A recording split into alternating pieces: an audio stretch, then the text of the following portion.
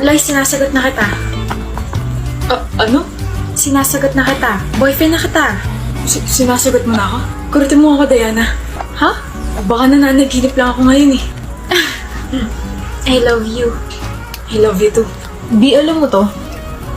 Natapos na namin yung assignment na yan. We, pwedeng patulong. Alam mo naman kasi mahina ako sa math eh. Papagawa mo na naman sa akin? Dali na, Bi. Love mo naman ako, diba? Babawi ako. Bibilan na lang kita ng food mamaya. Sabi mo last na yung pinagawa mo sa akin nung nakaraan. Bumawi ka. The best ka talaga, Bi. Sumunod ka sa akin.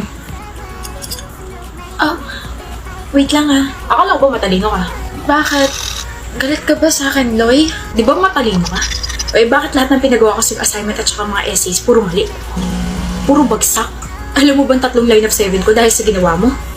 Puro mali yun? Eh, parehas lang naman tayo ng teacher. Oo! Ito! Saksak mo sa kukote mo para malaman mo hindi ka talaga matalino. Deserve mo naman yung mga line of 7 mo eh. Ano? May sinasabi ka? Sabi ko, deserve mo yung mga line of 7 mo, Loy. Deserve ko? Ganyan na nakuha mo dahil manggagamit ka. Dahil tamad ka. Ganyan na nakuha mo dahil ako ang napili mo. Ikaw ba si Diana? Yung nililigaw ni Loy? Yes, bakit? Sino po kayo? I'm a concerned citizen. I'm Loy's friend, Treya. Hi. I just wanna say na gagamitin ka niya and magsistart yung plano niya once sasagutin mo na siya. Plan? What plan? Sumama ka sa akin. I'll open this conversation with him para malaman mo. Loy, itutuloy mo pa rin ba yung plano kay Diana? Oo naman. Nagpapakahirap akong ligawan yun tapos bigla akong aatras. Yung nga, ano ka ba?